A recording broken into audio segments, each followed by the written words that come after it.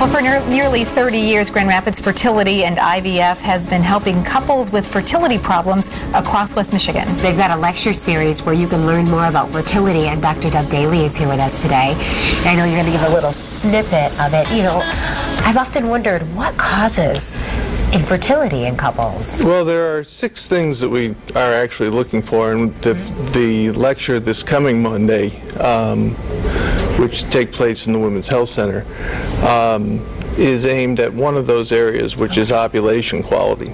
And ovulation quality is frequently the cause of infertility. It's also frequently a marker for general health. Right. And for those individuals who, particularly who are overweight, which is one of the causes of anovulation, it has an impact later in life and other health aspects. So the treatment, which can involve weight loss in patients with infertility, ultimately is treatment for general health in the long run. Those folks who are prone to heart disease and other issues as they get older frequently have an aggravation with weight as well, and the fertility may be the first marker of that. So that's one of the areas, and that's the area we'll be discussing this month.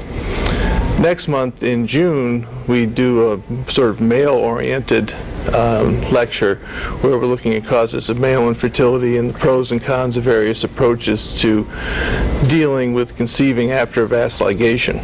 So that will be the June lecture. There's so many different types of things that can lead to a couple not being able to have a child. Yeah, we have 6 things that we are really looking at. Are there sperm? Will the sperm do their job? Are there eggs? Will the eggs do their job? Which is really the hardest one to figure out. Okay. Is there endometriosis? Is there fibroids? Is there tubal disease? Are there anatomic reasons for not conceiving? Those are the big groups. And so, what can patients do if they're having any of these issues? Well, part of it is avoiding it. The biggest cause, for example, of tubal disease, and the reason why IVF was invented to begin with was tubal disease, is to avoid sexually transmitted infections. So that really starts when you become sexually active, and so that should be a goal of folks in their teens and 20s, is to avoid sexually transmitted infections, and that's particularly true of chlamydia. The other aspect, as I alluded to, in many folks who don't ovulate, part of the reason they're not ovulating is their weight issues. So controlling weight can be important from the point of view of maintaining your fertility. So there are lots of things that you can do prophylactically to prevent conditions that will subsequently cause infertility. Yeah. You know, when you talk about issues like that, it's almost amazing that it does happen as often as it does, because there are so many things that can kind of mess up the process.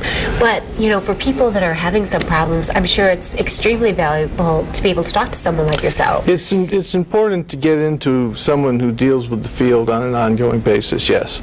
And that's one of the reasons that we offer the seminars. The seminars are set up as a half an hour of lecture followed by a half an hour opportunity for the individuals just to ask questions and things along those lines. We always do a second hour on in vitro fertilization because that is sort of the top line treatment for certain conditions. But the first lecture is on some sort of general topic as well. And your success rates are just incredible. We've been very fortunate along those lines, yes. Yeah. Is IVF the only option, or are there other options? No, there are lots of other, as I said, IVF is sort of the end of the line. Right. It's the best treatment for tubal disease.